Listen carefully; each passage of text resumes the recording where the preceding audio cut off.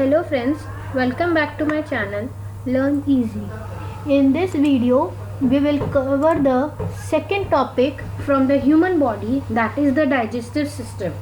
Friends, अगर आपको मेरी वीडियो अच्छी लगे तो प्लीज़ ज़रूर इसे लाइक करें एंड शेयर करें अपने फ्रेंड्स के साथ। जिन्होंने मेरे चैनल को अभी तक सब्सक्राइब नहीं करा है तो मेरे चैनल को बेल आइकन प्रेस करें और जल्दी सब्सक्राइब करें।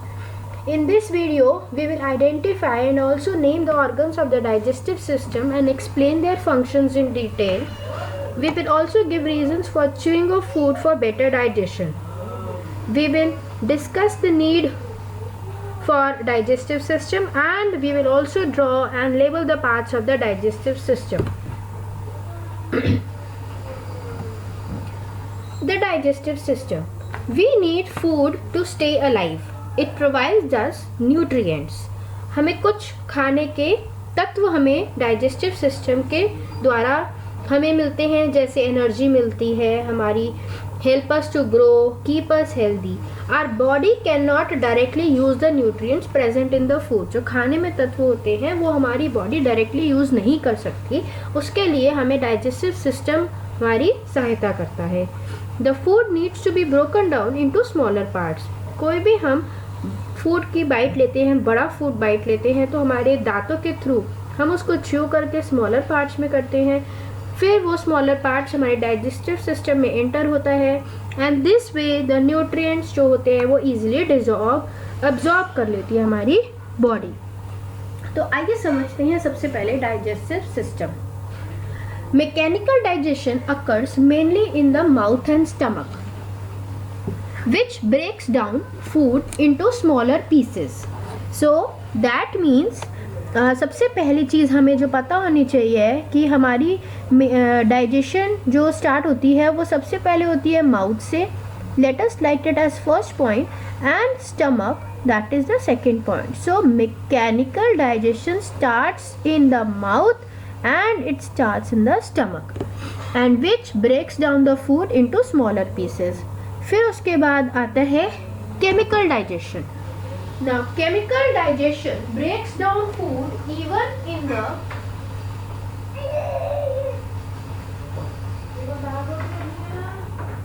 breaks down the food even further chemically into simple sugar. Simple sugars क्या होते हैं? जब भी कोई भी खाना हम स्मॉलर पार्ट्स में उसको डिवाइड करते हैं उसको बोलते हैं simple sugars. For carbohydrates, amino acids, that is part of proteins, fatty acids and glycerol. ये क्वेश्चन आपको कॉम्पिटिटिव एग्जाम में बहुत यूजफुल हो सकता है। कैसे? आपको पता होना चाहिए कि हमारे दो टाइप की डाइजेशंस होती हैं।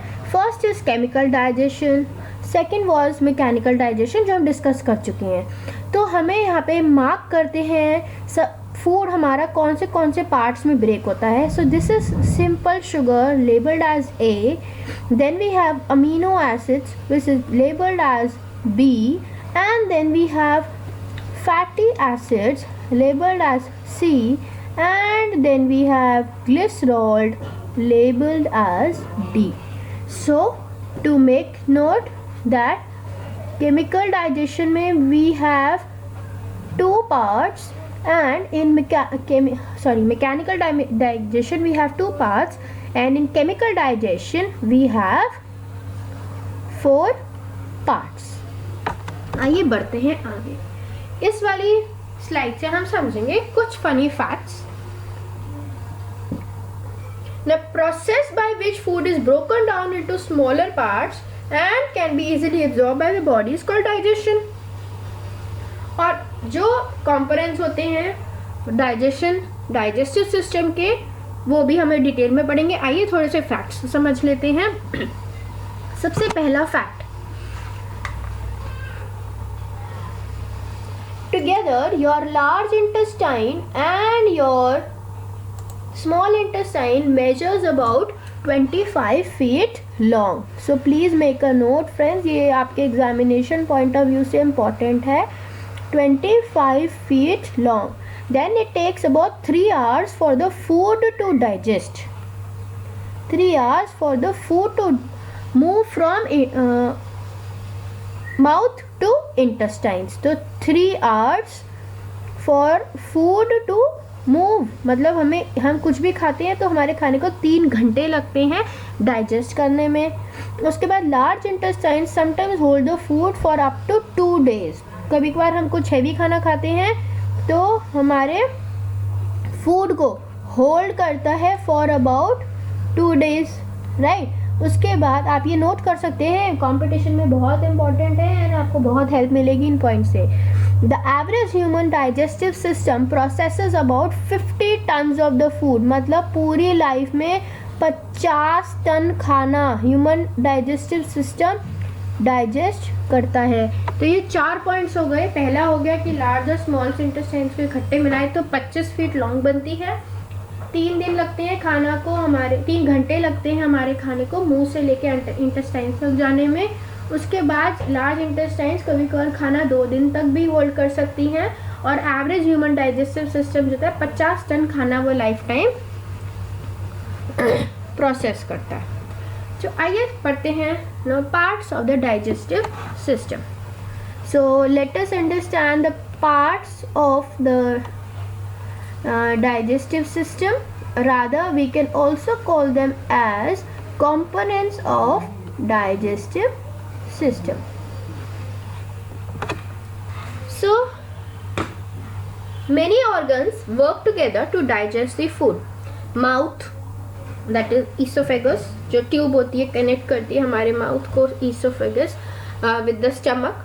Then we have small intestines, खाना स्टमक में पहले छोटे छोटे पार्टिकल्स में उसमें न्यूट्रिएंट्स एब्जॉर्प्शन चलती है, फिर स्मॉल इंटेस्टाइन्स पहुंचता है, लार्ज इंटेस्टाइन्स पहुंचता है, gall bladder, liver, rectum, anus together form the digestive system. तो हमारे पास फ्रेंड्स यहाँ पे कितने पार्ट्स हो गए हैं जो हमें यहाँ पे हमें समझ आए हैं। सबसे पहला हमारे को हो गया है oesophagus, first, second is stomach, third is small intestines, fourth is large intestines, then we have fifth as gallbladder, then we have liver, then we have pancreas, and the last one is anus. And after anus we have one more, that is rectum.